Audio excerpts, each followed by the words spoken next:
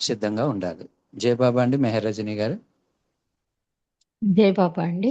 అందరికీ జై బాబా.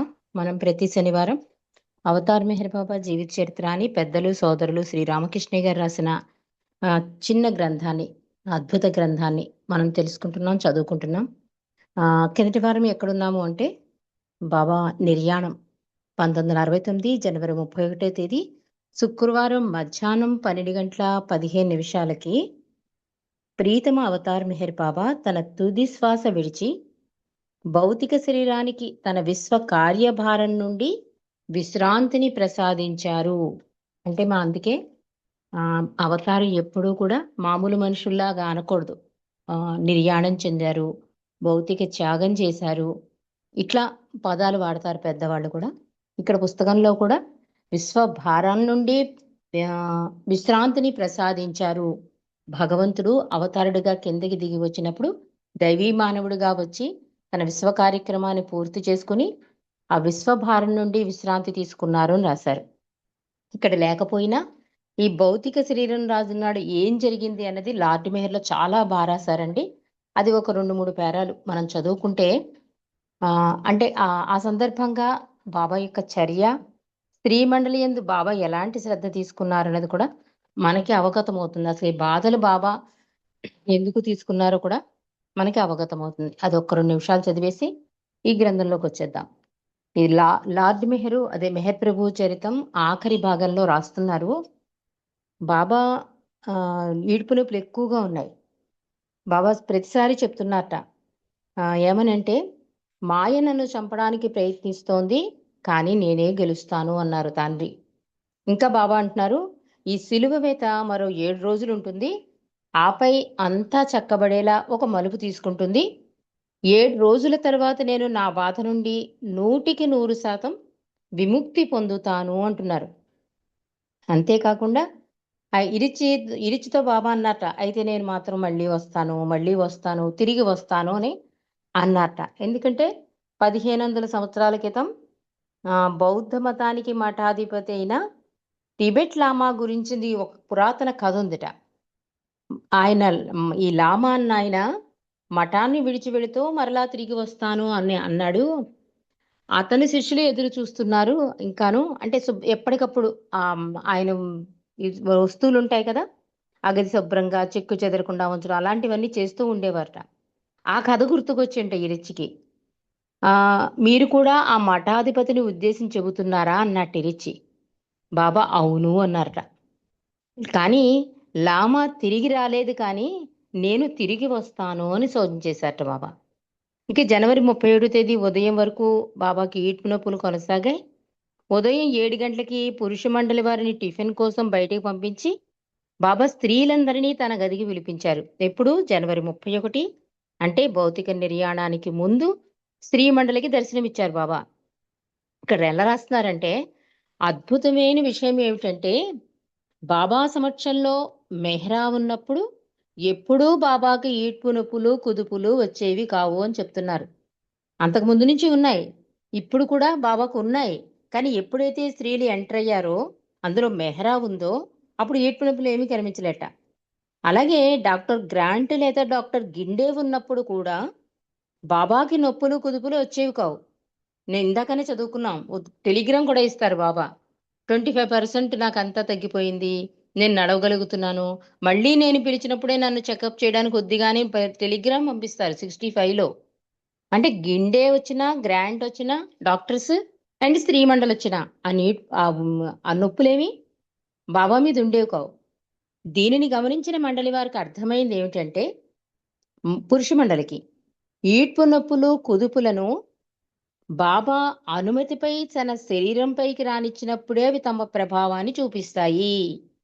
సాక్షాత్తు భగవంతుడు. అందుకే చూడండి, రాముడు కోపం తెచ్చుకున్నాడు, రాముడు కోపాన్ని చూపించాడు అనరు. ఎందుకంటే ఉండదది.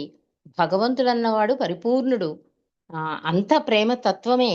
తెచ్చుకున్నారు అంటే ఏంటి? ఎక్కడి నుంచో తెచ్చుకోవడం అన్నమాట. అట్లాగే భగవంతుడు కూడా ఈ ఈడ్పు నొప్పులు అన్నవి తన శరీరాన్ని బాధించాలి అంటే ముందు బాబా పర్మిషన్ తీసుకోవాలి. అవి బాబా పర్మిషన్ తీసుకుంటేనే అవి ప్రభావాన్ని చూపుతాయన్నమాట అని రాసి, బాబాకు గెడ్డం గీసింది మెహ్రా. ఆ రోజు ఎప్పుడు 31 మార్నింగ్ గడ్డం కూడా గీసింట మెహ్రా.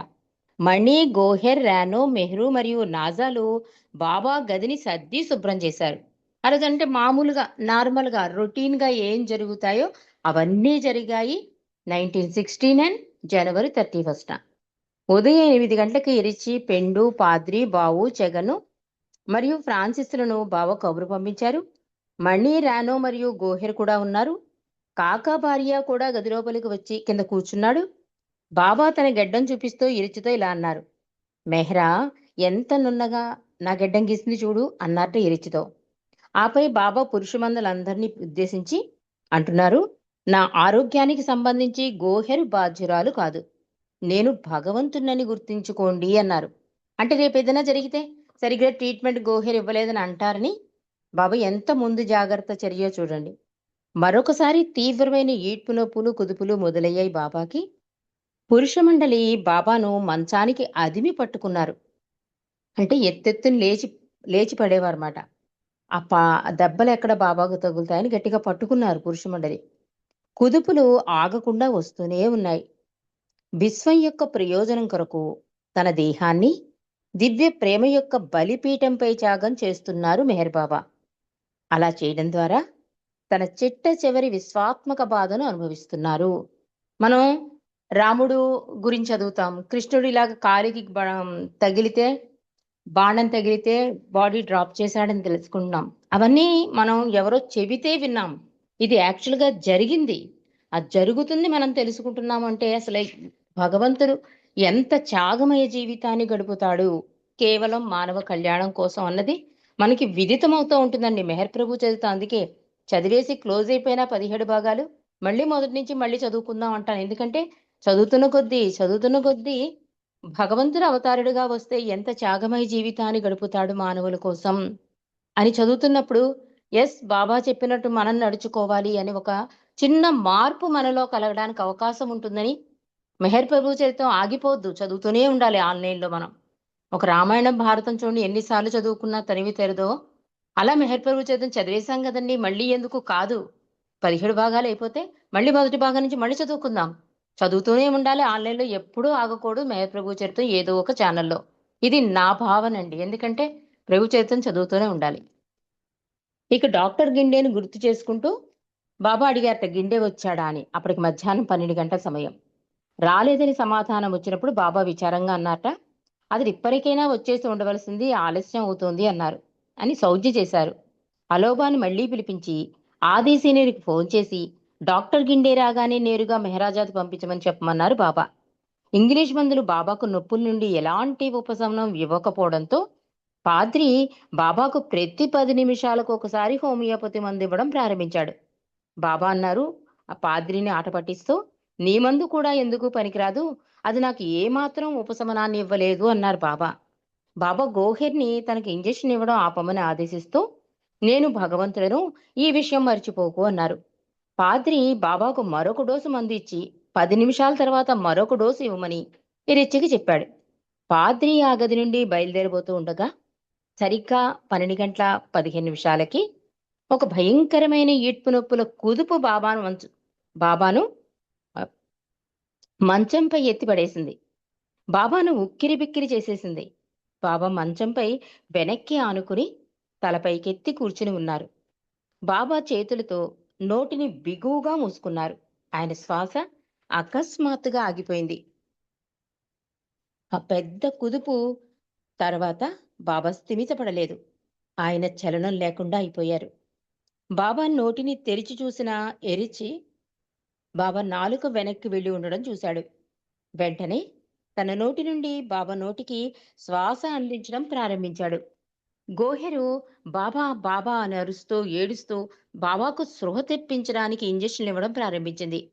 బాబా గుండెల్ని మెహ్రూ, ఫ్రాన్సిస్, బావు మర్దనా చేస్తున్నారు. మణి అంటోంది, బాబా నీవు భగవంతుడవు అంటూ ఏడుస్తూ ఉంది. చూడు బాబా, నీ మెహరా ఏడుస్తూ ఉంది అని కూడా బాబాతో అంటోంది మణి. మెహరా బాబా గదిలోకి వచ్చి అయోమయ స్థితిలో ఓ కుర్చీలో కూర్చుని ఏడుస్తూ బాబా డార్లింగ్ అనే పదాలు మాత్రమే ఆమె అనగలుగుతోంది. సుమారు 15 నిమిషాల పాటు నోటి నుండి నోటికి శ్వాస అందించే ప్రక్రియ చేస్తూ ఇరిచి అలిసిపోయాడు. సుమారు 12:40 గంటలకు ఆది సీనియర్ డాక్టర్ గిండే వచ్చారు. గిండే కారు వెనకే బ్రూస్‌మ్యాన్, డాక్టర్ విలియం డాంకిన్ ఆక్సిజన్ సిలిండర్‌లతో వచ్చారు. గోహెర్ పరిగెత్తుకుంటూ బయటికి వచ్చి రండి రండి అంటూ అరిచింది. లోపలికి వచ్చాక డాక్టర్ గిండెను పట్టుకుని కుదిపేస్తూ గోహెర్ అంది, ఏదో ఒకటి చేయండి డాక్టర్, ఏదో ఒకటి చేయండి అని వేడుకుంటోంది. బ్రూస్‌మెన్ బాబా గుండెకు కార్డియాక్ మసాజ్ చేశాడు. స్టెథోస్కోప్‌తో బాబాను పరీక్షించి దాన్ని డాక్టర్ డాంకిన్‌కి అందించాడు. డాంకిన్ బాబాను పరీక్షించి తర్వాత గిండేకి ఇచ్చాడు. గిండే బాబా కంటిపాపల కదలికలను తన ఫ్లాష్ లైట్ సహాయంతో పరీక్షించాడు. ఆపై ఆ ముగ్గురు డాక్టర్లు కలిసి వారిలో వారు పరిస్థితి విశ్లేషించుకున్నారు.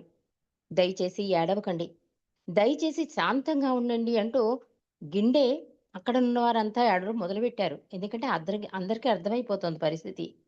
ఆది సీనియర్ గదిలోకి ప్రవేశించినప్పుడు కన్నీళ్లను ఎలాగోలా అదుపులో ఉంచుకుని అందరితో ఆది సీనియర్ ఇలా అంటున్నాడు, దయచేసి ఏడవకండి, దయచేసి శాంతంగా ఉండండి అంటున్నాడు.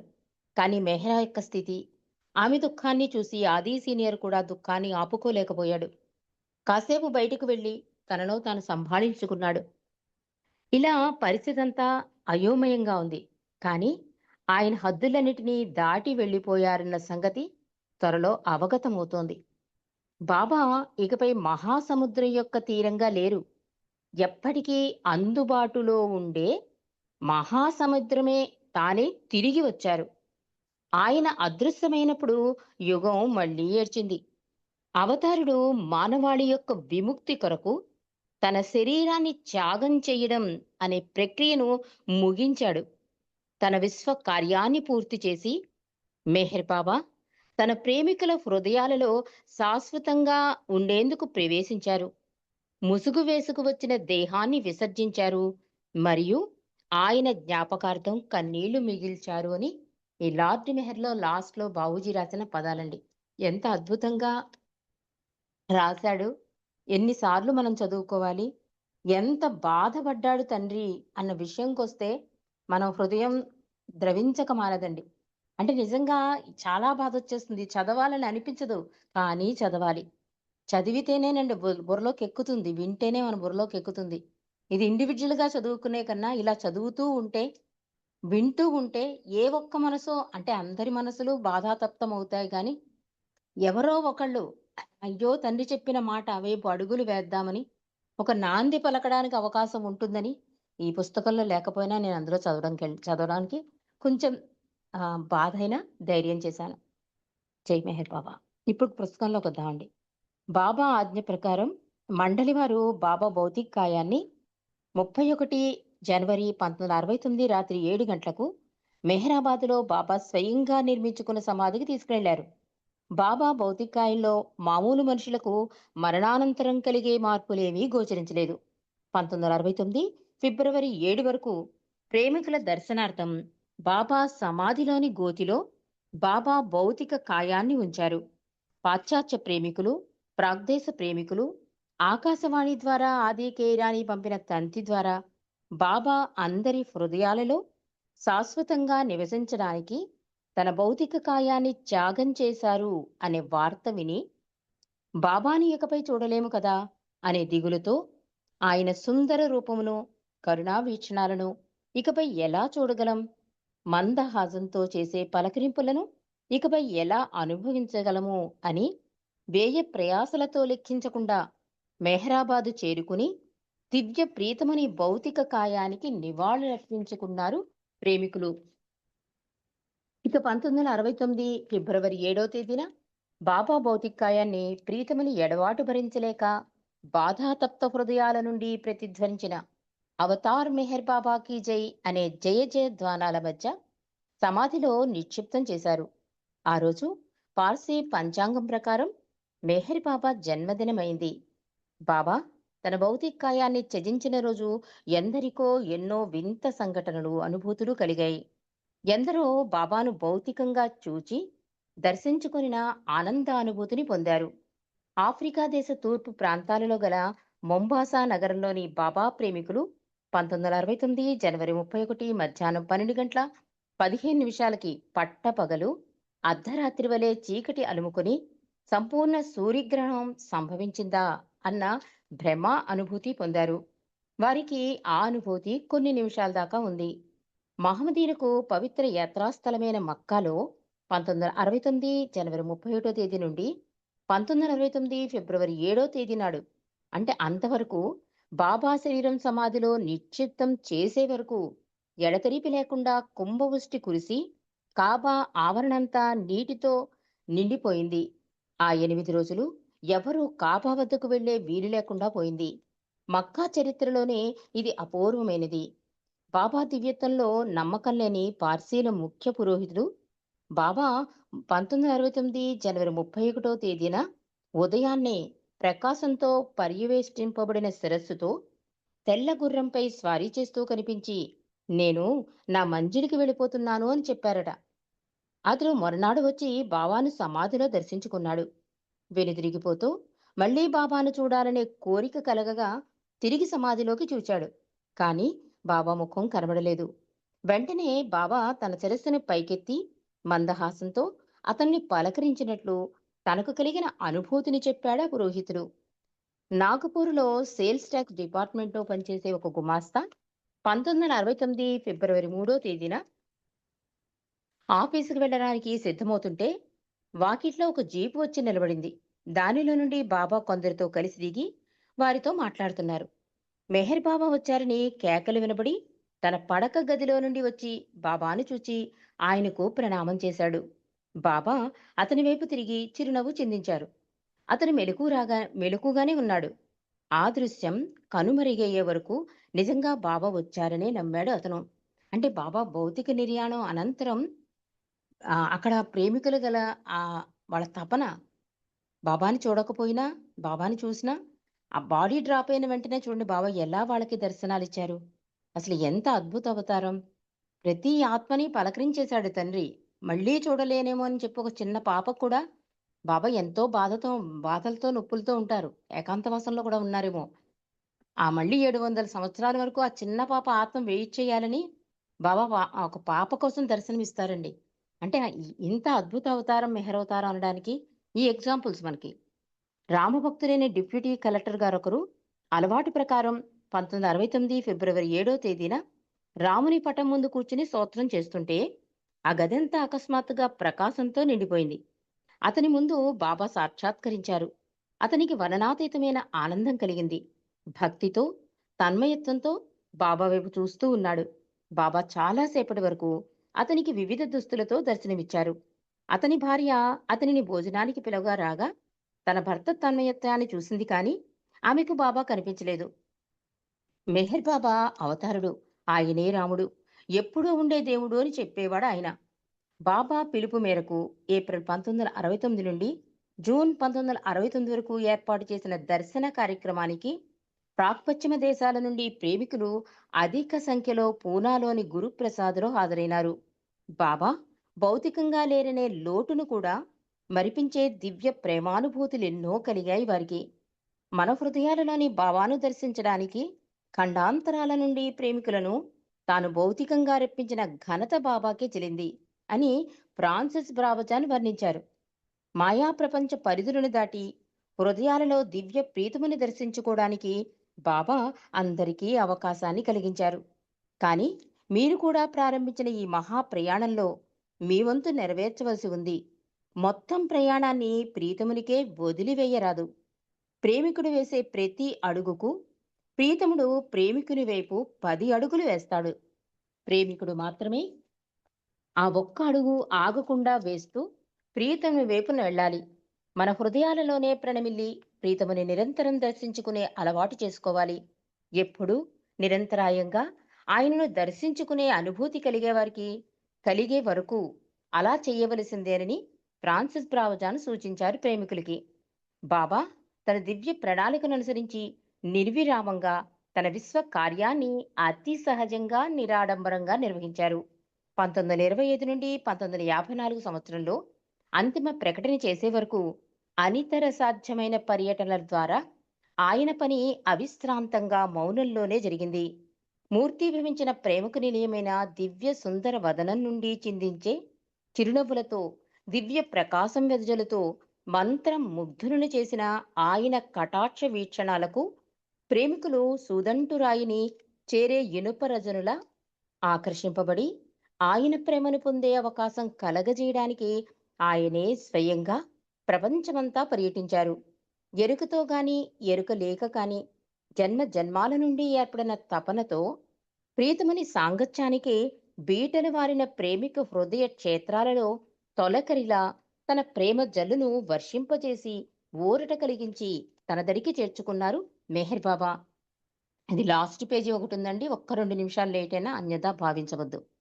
ఆధ్యాత్మిక మార్గంలో సక్రమించిన దివ్యానుభవాల మత్తులో పైకి ఎదగలేక బాహ్య ప్రపంచ స్మృతి కోల్పోయిన మస్తులను దరిచేర్చి స్వయంగా సేవ చేసి వారు ఉన్నత స్థితులకు పయనించే మార్గాన్ని సుగమనం చేయడమే కాకుండా వారిని తన విశ్వ కార్యంలో పాల్గొనేటట్లు చేశారు అవతార్ మెహర్ బాబా. కుష్ఠ రోగులకు బీదలకు కాళ్లు కడిగి వారి ఉద్ధరణకు విశ్వ మానవ జాతిలో ప్రేరణ కలిగించారు అవతార్ మెహర్ బాబా. ఇక యావత్ ప్రపంచంలోనూ మానవాళి గమ్యాన్ని అది భౌతికం నుండి ఆధ్యాత్మిక వైపుకు మరల్చుటకు వారిని జాగృతం చేసి వారిని సిద్ధం చేసే కార్యక్రమం ఉధృతం చేశారు మెహర్ బాబా. దాని పరివేశనంగా బాబా భౌతిక శరీరంపై ఎనలేని భారం పడింది. అక్షర ఫలకాన్ని వదిలివేయడం, నెలలు సంవత్సరాల తరబడి ఉపవాసాలు ఏకాంతవాసాలు చేయడం, కావాలని చేసుకున్న 2 కారు ప్రమాదాల వల్ల కలిగిన గాయాలు ఆ భారాన్ని సూచించే బాహ్య ప్రక్రియలుగా మామూలు మానవులకు గోచరించే సంఘటనలు. ఇవన్నీ మామూలుగా అనిపిస్తాయి మనకి. కానీ ఆయన ఆంతరిక విశ్వ కార్యక్రమంలో అదొక భాగం. బాబా ఆంతరంగిక కార్యక్రమం అవగాహనకి అందనిది. ఆఖరి ఘట్టంగా తన భౌతిక కాయాన్ని 1969 జనవరి 31వ తేదీన త్యజించి తాను చేయబోయే విశ్వ మానవ కళ్యాణ కార్యక్రమానికి స్థూల శరీర పరిధులను అధిగమించి సూక్ష్మ మనోలోకాల నుండి అందరినీ సన్నిధులను చేసే కార్యం నిర్వర్తించబూనుకున్నారు మెహర్ బాబా. బాబా యుగావతారుడు. ఆయన అవతరించిన కార్యం నెరవేర్చడం, దాన్ని ప్రయోజనాన్ని మానవాళి యావత్తుకు కలుగజేయడం ఆయన దివ్య ప్రణాళిక ప్రకారం జరగబోతాయనేది నిస్సందేహం, నిర్విధాంసం కూడా. దానికై ఆయన ఎంచుకున్న మార్గాల గురించి, ఏర్పరచుకున్న ప్రణాళికల గురించి, జరగబోయే సంఘటనల గురించి పరిమితమైన మన మనస్సులతో వ్యాఖ్యానించ ప్రయత్నించడం మన శక్తికి మించినదిగా తోస్తుంది.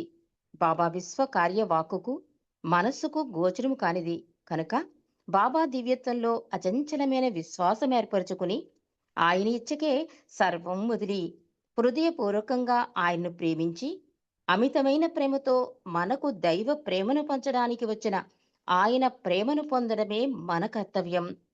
బాబా అన్నారు, నన్ను నిరంతరం హృదయపూర్వకంగా స్మరించండి. నన్ను మీ నిత్య సహచరుడిగా చేసుకోండి. నేను మీ శ్వాస కంటే దగ్గర వాడను అన్నారు మెహర్ బాబా.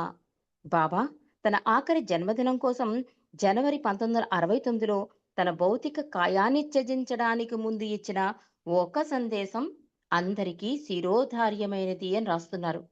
నేను ఏదో ఇస్తాననే ఆశతో నన్ను ప్రేమిస్తే అది ప్రేమించడం కానే కాదు. ఏదో లబ్ధి పొందడానికి నా పనిలో చేసే త్యాగం ఎలాంటిదంటే ఒక గుడ్డివాడు దృష్టి కోసం తన పనికిరాని కళ్ళను త్యాగం చేయడం లాంటిది. నేను ప్రేమించబడదగిన దివ్య ప్రీతముడను. ఎందుకంటే నేను మూర్తీభవించిన ప్రేమయే గనక ఆ అవగాహనతో నన్ను ప్రేమించేవారు అపరిమితమైన దృష్టి ప్రసాదింపబడిన వారే నా నిజ స్వరూపాన్ని చూడగలుగుతారు అని బాబా సందేశంతో ఈ పుస్తకాన్ని ముగించారండి రామకృష్ణయ్య గారు. అవతార్ మెహర్ బాబాకి జై. ఆ తర్వాత ప్రీతముడిచ్చిన సందేశాలన్నీ ఉన్నాయి. అవి మనం ఆ సందర్భంగా అంటే ఆ డేట్స్ లో ఆ సందేశాల గురించి తెలుసుకుందాం. అవతార్ మెహర్ బాబాకి జై.